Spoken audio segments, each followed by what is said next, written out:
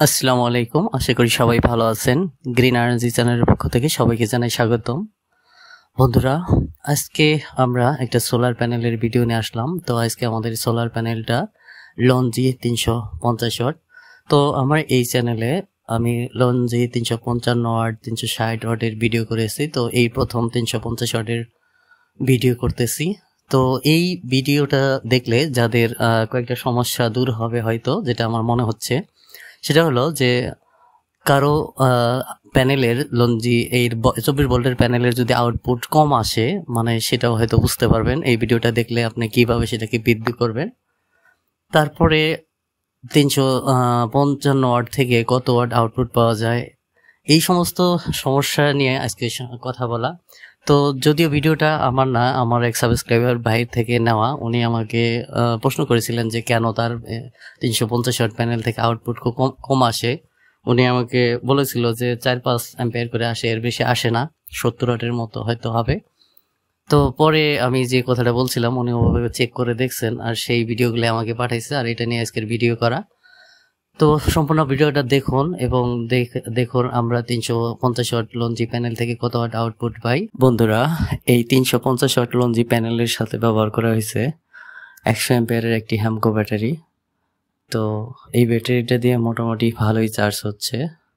তো আসলে এই ব্যাটারিটা যে পরিমাণ লোডের জন্য ব্যবহার করা উচিত, লোডটা তার অনেক কম হওয়ার কারণে এই প্যানেল থেকে ঠিকমতো চার্জ আউটপুট হয় না। কারণ ব্যাটারিটার বেশিরভাগ সময়ই ফুল চার্জ হয়ে থাকে।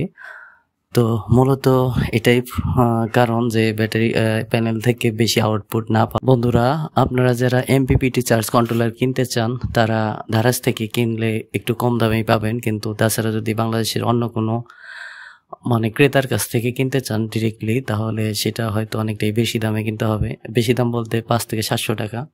কেননা এখানে যে আপনারা এখন 25 এম্পিয়ারের এমপিপিটি চার্জ কন্ট্রোলার দেখতে পাচ্ছেন, এটা হলো প্রো মডেলের। তো এইটা দ্বারা যে 3100 টাকায় কেনা হয়েছে, কিন্তু এটা যদি আপনি অন্য কোনো বাংলাদেশের সেলারের কাছ থেকে সরাসরি নিতে চান তাহলে সেটা প্রায় 4000 টাকার মতো পড়বে। তো আমি কয়েকটা জায়গায় খোঁজ নিয়েছি, 4000 টাকার নিচে তারা দেয় না, কিন্তু এখানে দারাজ থেকে 3100 টাকায় ইনি কিনেছেন। এখন আমরা যে তথ্যটা নিব সেটা হলো এই 355 ওয়াট লঞ্জি প্যানেল থেকে এখানে সর্বোচ্চ 17 অ্যাম্পিয়ার আপনার আউটপুট পাওয়া গেছে। 17 অ্যাম্পিয়ার অর্থাৎ 244 ওয়াটের মতো। তো এটাই এনার সর্বোচ্চ আউটপুট। কেননা ইনি এই আউটপুট পাওয়ার জন্য ব্যাটারিটাকে একদিনের মতো চার্জ ডিসকানেক্ট করে ফুল লোডে রাখছে। আর ব্যাটারিটা যখন 11.8 আসছিল তখন প্যানেল সংযোগটা দেওয়া হয়েছে, যে কারণে 10:30টার মধ্যে, এখানে 10:30 থেকে 35 হবে হয়তো, এরকম সময়ের ভিতরে ইনি এই পরিমাণ আউটপুট পাইছে, যেটাকে আমি তথ্য দিচ্ছে। যদি 12টার দিক হইতো তাহলে হয়তো 18 অ্যাম্পিয়ারের মতো পাওয়া যেতে পারতো, বা একটু বেশি হওয়ার সম্ভাবনা আছে, দুপুরবেলা একটু আউটপুট বেশি পাওয়া যায়।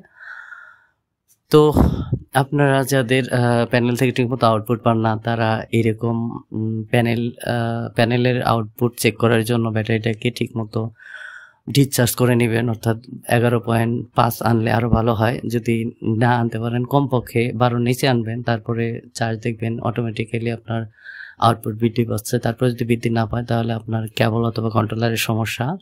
আর কেবল কন্ট্রোলার যদি ঠিক থাকে, সবশেষে আপনার সমস্যা হতে পারে প্যানেলে, তবে প্যানেল খুব কম সমস্যা থাকে।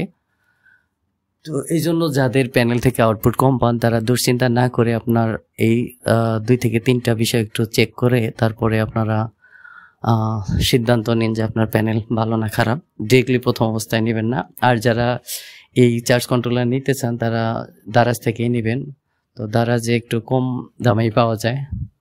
তো একটু খোঁজ খবর নিয়ে রিভিউ দেখে নেবেন। শুধু দারাজ থেকে নিলে কম পাইলে যে হবে তা না, কিন্তু আপনার অনেক সময় নষ্ট কন্ট্রোলার পাঠানো হয়। তো ভালো রিভিউ দেখে তারপরে নেবেন।